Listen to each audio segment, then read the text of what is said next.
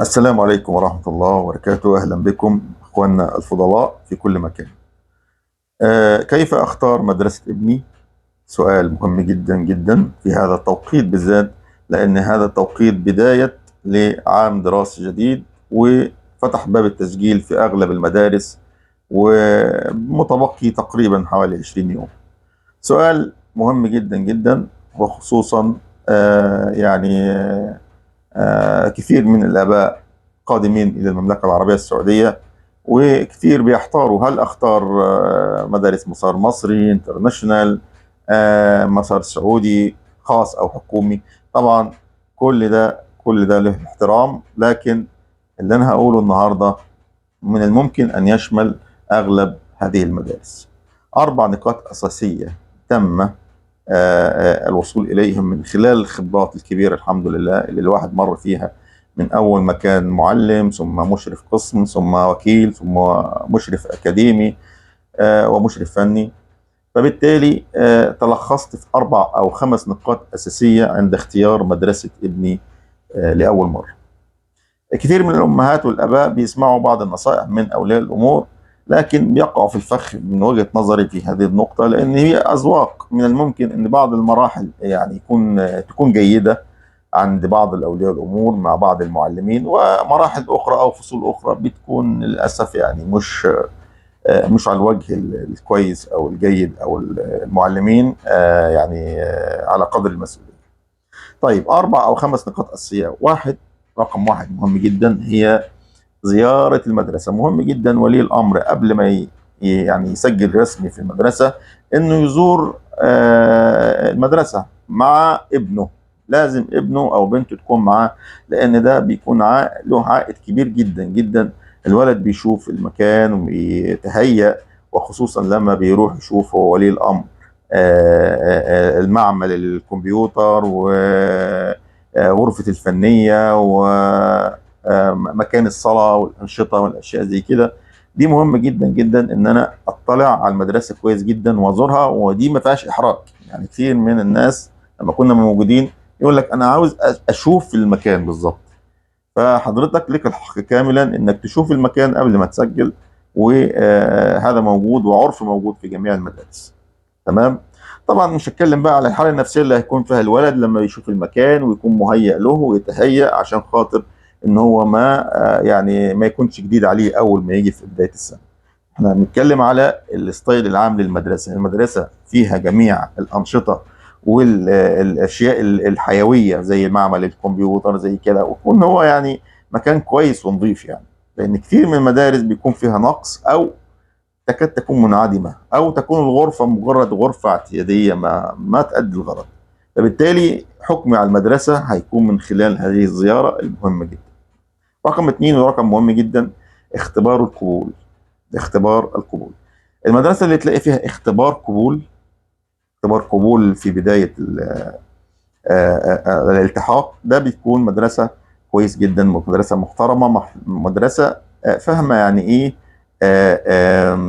دراسة حالة الطالب. يعني ايه اللي استفيده من اختبار القبول؟ تستفيد حاجات كتير جدا. يعني اولها حالة ابنك. يعني اول ما بتدخل بتشوف يعني قدرات ابنك ايه بعد النتيجة وبعد ما يختبر اختبار القبول، اللي برضو ممكن نتكلم عليه باستفاضة. ازاي بيكون، وبنود الاسئله ايه، لكن ملخصا هو بيكون في جميع المواد بنسب معينه. يعني كل ماده حوالي 3 4 اسئله او 5 اسئله، وكل المواد لازم يختبر فيها. طبعا بتكون المواد محتوى على اسئله سهله ان شاء الله، او في متناول الطالب المتوسط. طبعا في بعض الاسئله بتكون للطالب الكبير، الطالب اللي هو عنده قدرات اكبر، وفي بعض الاسئله للطالب الاقل، لكن اغلبها بتكون متوسط او فوق متوسط، عشان خاطر يعني تقيس مدى قدره الطالب على الالتحاق. لو قدر ان شاء الله ان هو يجتاز هذا الاختبار، بيكون جيد جدا للموضوع الاستمرارية، وبيقبل على طول في المدارس. اما لو هو فشل في بعض المواد، بيسمح له انه بإعادة اخرى. وطبعا يعني الاختبار ده مهم جدا جدا، لانه بعد كده انا بشوف مستوى ابني وصل لايه. يعني انا كنت ايه ووصل لايه، واختبار قائم قدام عينك بتشوفه، مرايه قويه لولي الامر ان يشوف قدرات ابنه قبل واثناء وبعد. يعني قبل الدراسه انا ابني قدراته ايه في المواد دي، واثناء المتابعه المستمره اللي بتكون من ولي الامر. ثالث شيء وده مهم جدا اللي هو بعد بقى انتهاء الدراسه او بعد انتهاء العام الدراسي انا كنت ايه وصلت لايه. فدايما المدارس اللي بتهتم بهذا الجزء بتكون مدارس محترمه ومدارس قويه، وبتقدر ان شاء الله انك انت تلحق فيها ابنك بسهوله. اما المدارس اللي بتقبل كده عشوائي انا ما انصح بيها صراحه، لان هي ما دام بدات معايا عشوائي يبقى انا ايه هستمر بعشوائيه في اشياء كثيره وهتعب كتير جدا جدا وابني هيتعب في هذا المكان. رقم ثلاثة، ودي مهم جدا. يعني مثلا أهم شيء في هذه النقطة الثالثة آه، موضوع الاطلاع على خبرات وقدرات وأنشطة المعلمين الكادر التعليمي. يعني إيه النقطة دي؟ يعني أنا من حقي أنا كولي أمر إن أنا أروح أشوف مين اللي درسه أو مين اللي هيدرسه ابني. تمام. المدرسة المحترمة بتديك يعني قائمة كاملة بالمعلمين وبالأخصائيين أو بالمتخصصين إن شاء الله في المواد.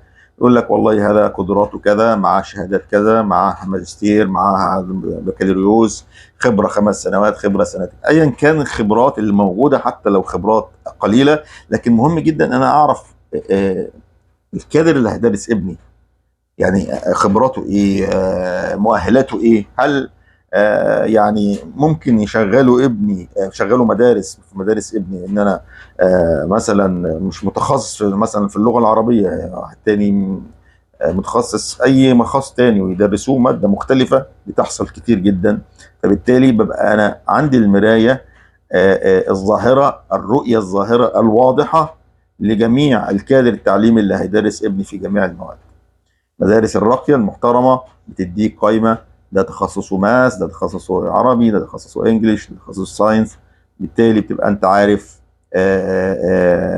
هؤلاء قبل ان تبدا في التسجيل في هذه المدارس. طيب رقم 4. طبعا كل نقطه من دي فيها تفصيلات كتيره، لكن خلينا نتكلم بصفه عامه لهذا الامر يعني اليوم، وان شاء الله اي استفسارات انا موجود يعني.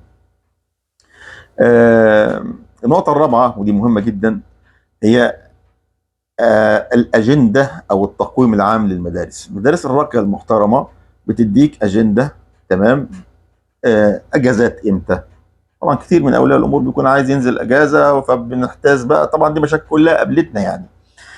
بيبقى عايز يعرف هينزل إمتى، إزاي وضعه، أجازتي مع الشغل إزاي، مش عارف إيه. بيبقى تايه مش عارف لغاية آخر لحظة. بيبقى يعني بيتمنى ان هو يعرف التوقيتات دي لان مهم جدا بالنسبه له. الاعياد امتى، طب الاجازه مدتها قد ايه، طيب الانشطه المقترحه لهذه السنه من رحلات من انتوا بتعملوا بالعاده امتى الرحلات والانشطه الخارجيه، الاجازات امتى بالظبط، التقويمات، اجازه نهايه السنه، مش عارف ايه. الحاجات دي كلها تقويم كامل كنا بنعملها. الاعياد قد كذا، من كذا لكذا، الاجازه نصف السنه، لو في اجازه ربيع، لان في بعض المدارس زي المسار المصري على سبيل المثال بتكون ايه فيها اجازات مختلفه عن بقيه مدارس المملكه. فبالتالي دي اشياء مهمه جدا جدا ان انا لازم اعرفها في بدايه مروحي للمدارس او تسجيل المدارس. ديت النقاط الايه الاساسيه في تقييم اي مدرسه في ان انا التحق بيها، ودي مهمه جدا جدا. ارجو الاهتمام بهذه النقاط لان ده هيكون له اثر كبير جدا ان شاء الله على مستوى اولادنا. واخر شيء ممكن نتكلم فيه برضه هي نقطه ماديه شويه. يعني مثلا الماليه، مش معنى ان المدارس يعني رسومها قليله بمعناها سيئه، لا بالعكس. في مدارس كتير بتكون يعني الرسوم متواضعه ولكن اثبتت قدراتها بالناس اللي موجوده وبالمتخصصين الموجودين المهره اللي هم اجادوا. فلذلك هي كل النقاط مرتبطه على يعني مع بعضها. هتشوف الكادر اللي قدامك، مؤهلاته، خبراته، كام سنه متخرج، تخصصه ايه، معاه شهادات تانية. هتاثر كمان في ان انا ابقى ادفع وانا ايه، وانا مطمئن، يعني ادفع الرسوم وانا مطمئن. اه تستاهل والله المدرسه دي. والله ده هي رسومها بسيطه لكن الكوادر اللي فيها عملاقه وناس قادرين يعني. هذه نقاط مهمة جدا. طيب مش معنى برضو مدرسة عالية يبقى هو كويسة، يعني رسومها عالية تبقى كويسة، لا، مش بالضرورة. في ناس في مدارس كتير انا مش عايز اسمي، لكن ممكن يجي وقت ان شاء الله اسمي مدارس انترناشونال على سبيل المثال غالية جدا جدا، ومع ذلك مشاكل كتيرة لرب السماء، يعني ومستويات متدنية للطلاب. فبالتالي ليس مقياس، المقياس النقاط اللي انا قلت عليها، ومتابعة طبعا ولي الامر المستمرة للكادر التعليمي والمدارس باستمرار. ده كله هيكون له عائد كويس. طبعا مدارس المسار المصري بتكون الرينج بتاعها من 8 الى 10 من جميع المراحل، ومدارس انترناشونال تبدا الرينج بتاعها من 12 وانت طالع فوق يعني الى ما لا نهايه. آه طيب كده تقريبا النقاط الأساسية احنا خلصناها. إن شاء الله إلى لقاء تاني، وهنتكلم في كل ما يخص مصلحة أولادنا، ونتمنى لهم التوفيق والنجاح الدائم إن شاء الله. والله يعين الآباء والأمهات. والسلام عليكم ورحمة الله وبركاته.